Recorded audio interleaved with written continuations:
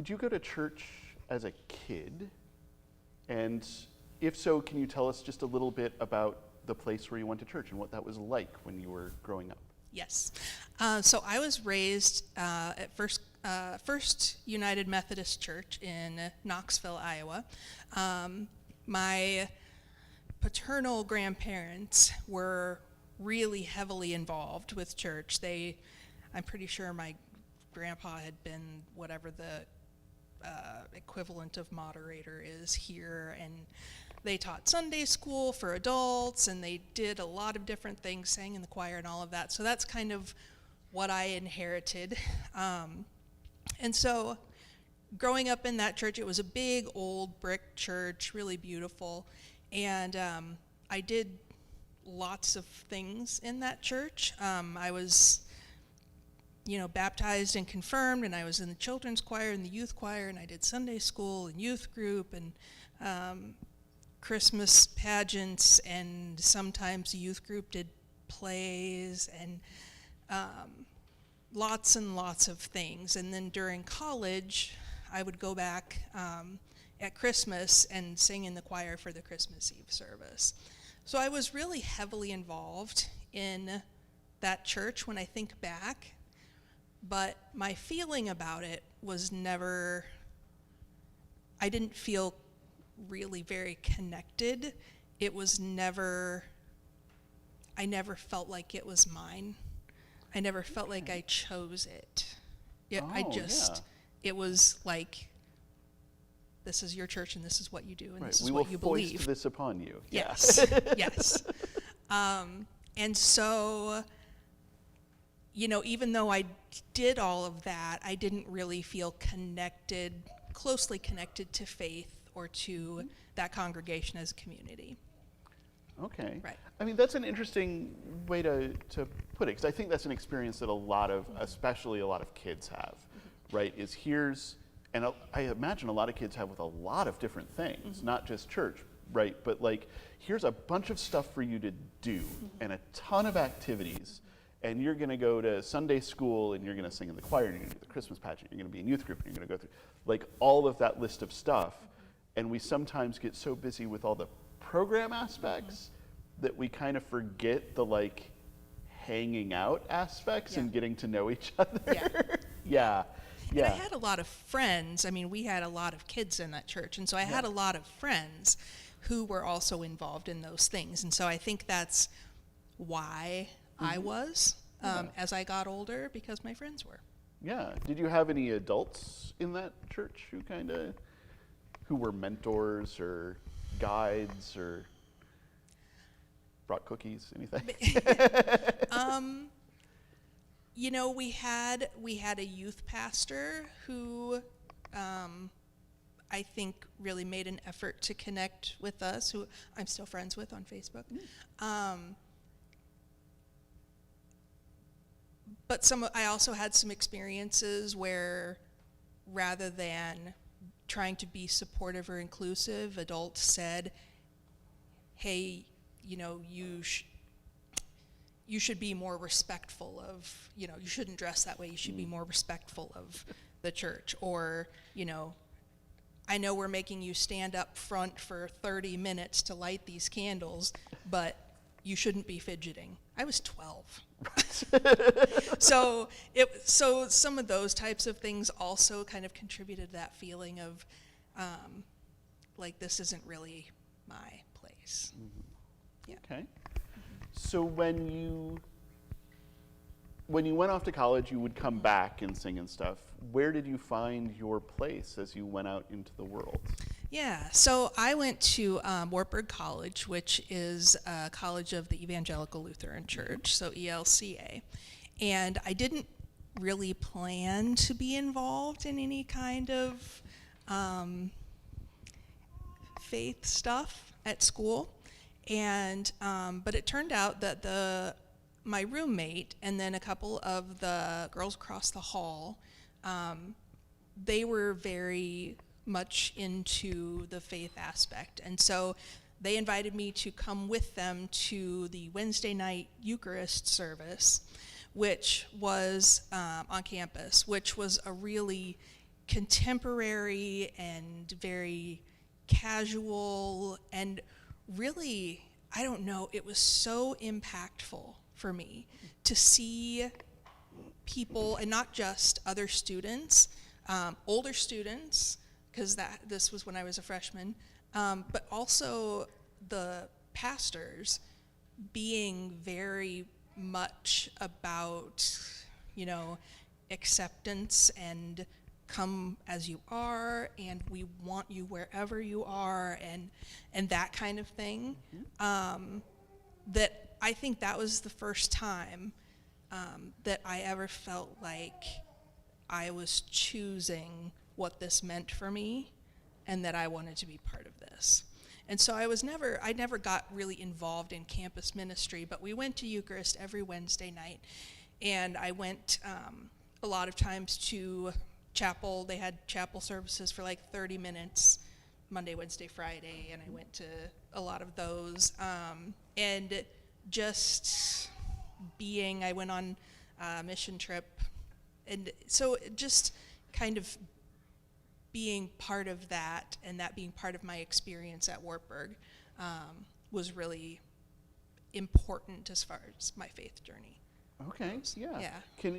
You mentioned like the acceptance aspect and the people coming together for Eucharist. Was that the main thing that made you go like, yeah, this is my thing. I'm cool here, or was there more to, like, kind of what made it feel like a community to you, and like a thing that you were really part of?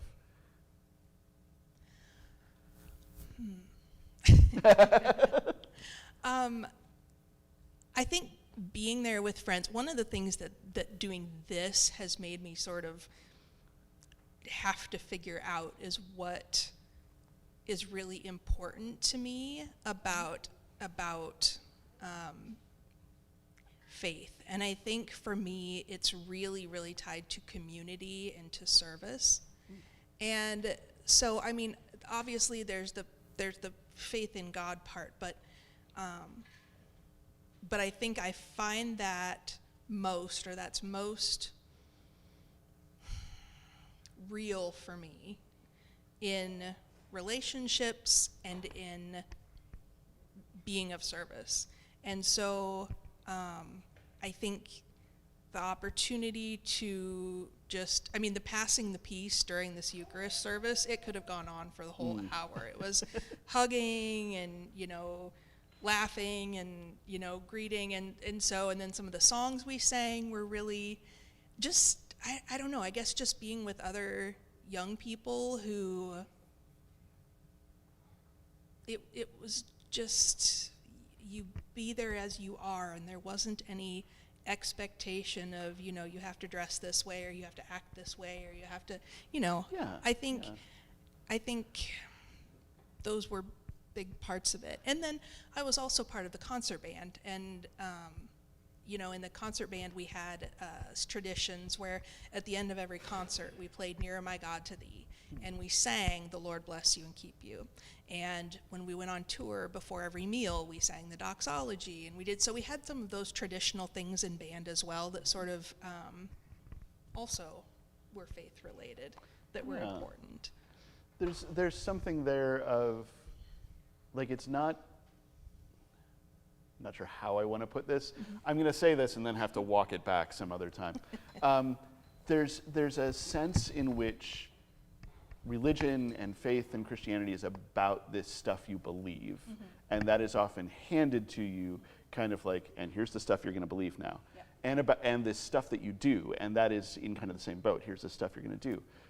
And we sometimes lose sight, and that the thing that is most important to most people is that sense of community, which comes from, again, hanging out with each other, right, and spending time together, and then also like through time with those traditions. So doing something like singing the doxology before a meal connects you with folks who came before and with folks who will come after, and kind of builds this community in which we find God that is not necessarily the same as the way that we believe about God when we're thinking about it.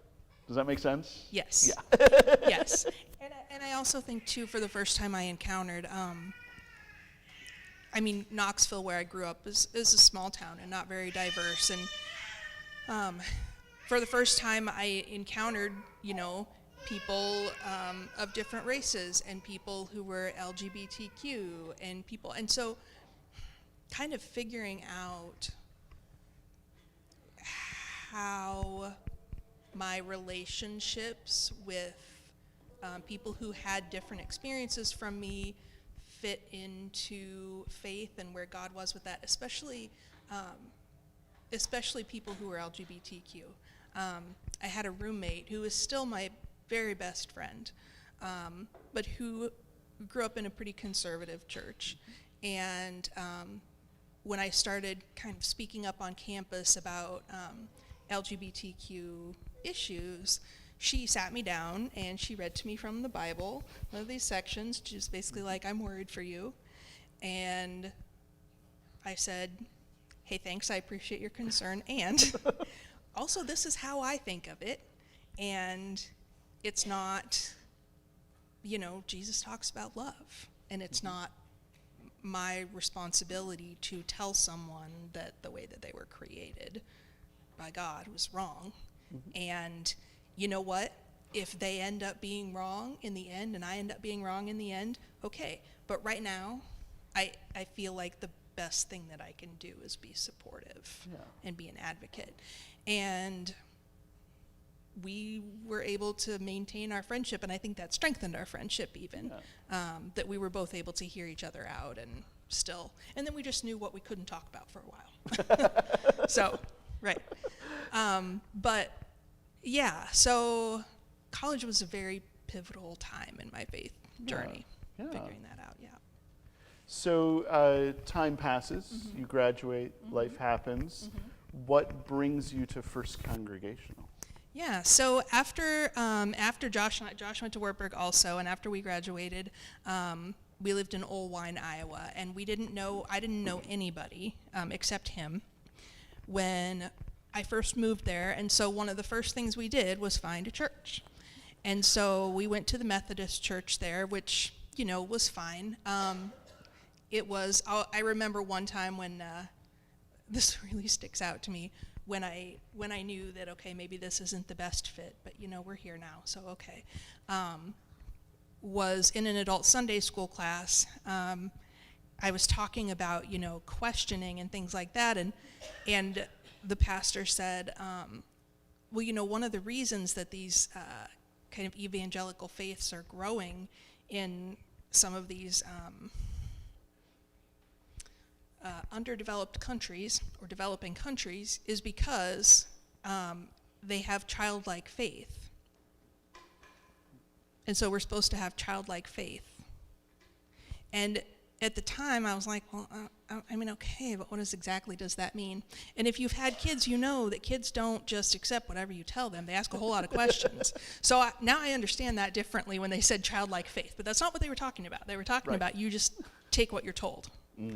And so I learned actually, when we lived up there, I actually worked with a woman whose husband was a UCC pastor. And so I learned some about the UCC from her. And so when we moved here and I found out that there was a UCC church here, I said, okay, I want to visit there. That's the first place I want to visit. And when we came here, and it was the same kind of thing. We had just moved to town. We really didn't know very many people. And we came our first day, and it was just Josh and I. Benin was a baby, and he stayed home with, I think my mom was here. And we came in, and Pastor Jeff, was standing there at the door, and he greeted us, and I said, it's our first time here, and he said, hey, mine too. So it was his first day. And so, and being here, and people knew who we were, that we didn't even know who they were, and it was so welcoming and so just, it was that sense of belonging right away. And so I think that was really powerful. We didn't go anywhere else. We just kept coming back here. So that has been this church, since we don't have family nearby, this church has been our family. And yeah, so we've, raising our kids in this church, and that has always been one thing that has been really important to me about this community, is that I don't want my kids to feel the way I felt. Like, I know in some cases they will, like, okay, here's what we believe. And, I've always told them, you might interpret this and you might feel about this differently than we do, and that's okay. But I want you to learn some of these basics, because there's going to come a time in your life when you need something bigger than yourself, and you need to believe in something bigger than yourself. And that will hopefully be God for you, and hopefully be, the love from this community. And I do feel like that this congregation has always embraced our kids. And I have to tell this story. This is one of my kind of favorite memories. When Naya was little, she was probably 5 or 6, and she found out that for Sunday school? It must have been. So the Sunday school kids were going to help decorate the church for Christmas. She was so excited. And she, at school or at daycare or something the week before, made a decoration for the church for Christmas. She drew a picture of a Christmas tree, and she brought it with her, and she's like, I'm going to help decorate the church. And so Ruth she and Ruth were decorating the Christmas tree in Fellowship Hall, and I went in there because I had been somewhere else, and I went in there, and here was, the beautiful decorations on the tree in Fellowship Hall, and right in the middle was Naya's picture of a Christmas tree. Yeah. And that was so, I just felt like that was such a, obvious indication that she is just as much a part of this as anybody else, and the fact that she's little doesn't make her any less important. And if she wants to help decorate the church in this way, that come on, your contribution is valued. And so thank you for that, Ruth. The question is, do we still have that picture somewhere? So I'm going to look around for it. There you go. No, that is a beautiful thing, and something that I think is really true about this congregation is that, everybody brings different stuff. And partly we do that because we're just different people and we've got different stuff to give. And some of that is because different age groups have different stuff to bring. But I think we're generally pretty good about, oh, thank you for your stuff. Like, let's bring that in and make that, give that a place of honor. Because the church is, of course, the people, and to bring that all in. I want to be mindful of time, but I want to ask 2 more questions. One is, so you are a professor of social work, yes, and you have been a social worker, so you have worked with all sorts of different people. How has your faith informed, recognizing important social work boundaries, how has your faith informed that kind of work? Or vice versa? Well, I do think it's kind of all, I don't think I could separate the two. And I didn't necessarily connect those two at the beginning. But yeah, I think, one of the core values of social work is inherent dignity and worth of the person, and recognizing that everybody has inherent dignity and worth just through their existence by virtue of being human. And that works really nicely with, loving people where they are, and, that God doesn't make mistakes and that kind of thing. And so I think there's a lot of things like that have been a very easy connection to make. And I don't talk to clients about religion or faith, but I think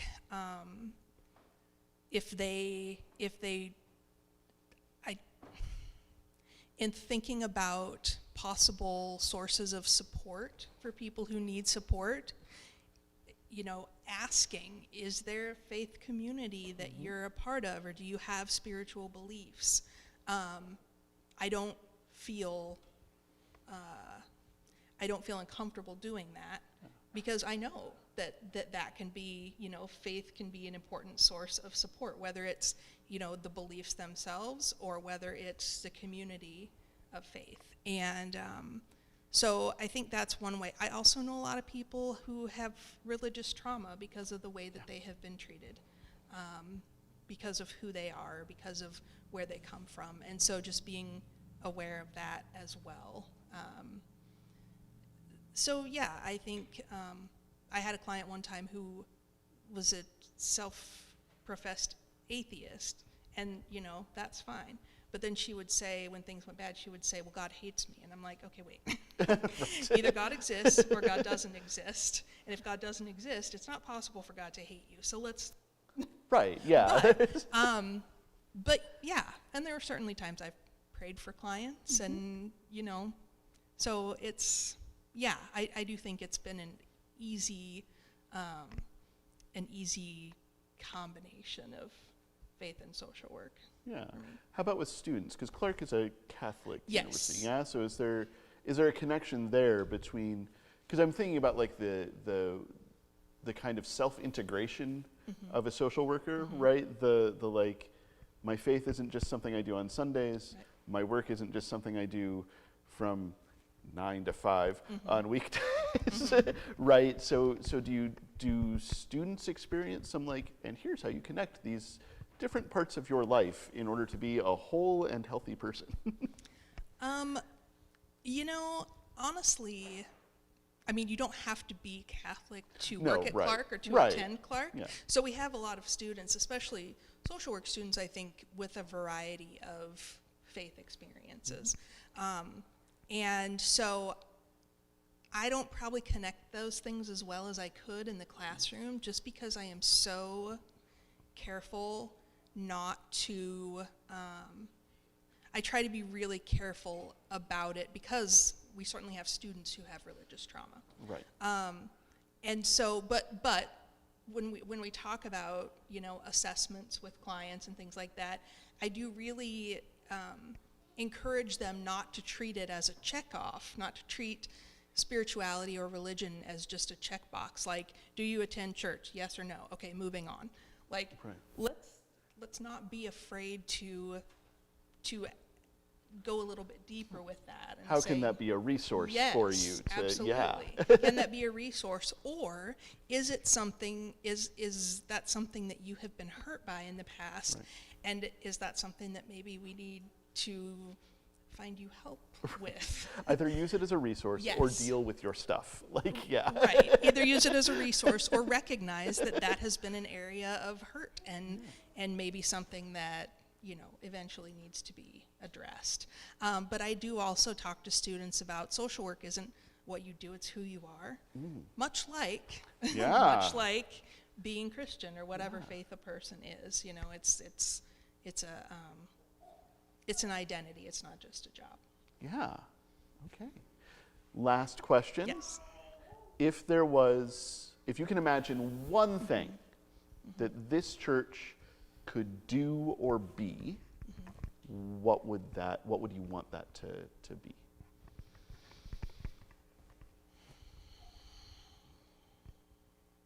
Big dreams, blue sky. Yeah. I do think you're right that there are a lot of people in DeWitt and in the area that don't have a church home, maybe aren't even aware that they would like one. And I would like us to be able to connect. I'm thinking like, we have a lot of families here in town of different races who I don't know that they feel like they fit in any of the faith communities here. And I wish that we could do something about that. And I don't know what that is. because I'm also aware that this might be an uncomfortable space Right. for Yeah. people. Yeah. I mean, we're a very racially, No, no, yeah. we're not a racially diverse church, but that's one thing that I wish that we could do, is to somehow connect with those families. Because I think we get this, we maybe have this reputation as the gay church. We've kind of dealt with that label before, and that's fine, but I don't want that to be our only, hey, the only people that we're open to in the community, other than us who are already here, is the LGBTQ community. Yes, that's great. Come on. Right. But yeah. It's also, everyone. Yes. It's Yes. Yeah. And there is something to, especially when we look at like racial dynamics and probably queer dynamics too. Probably all of that. Mariah and I had a friend in seminary who went to, he was a black guy. He went to Trinity United Church of Christ, huge, either biggest or second biggest congregation in the United Church of Christ, a proudly black church. And he would say, I go to Trinity on Sundays so I can come to Chicago Theological Seminary on Mondays, like needing that, and right. Saying, okay, good, another white space. But which sometimes you need your people. Absolutely. But the question of how do we support everyone is a really good question to ask. Yeah. So we're gonna ask that and come up with answers. I don't have the answer. We're going to solve that problem. Great. Excellent. Well, we could keep going for a long time, I think, but thank you so much. We'll close it there, and thank you for doing this. I really appreciate it. Thank you, everybody. Thanks. Yeah, big hands.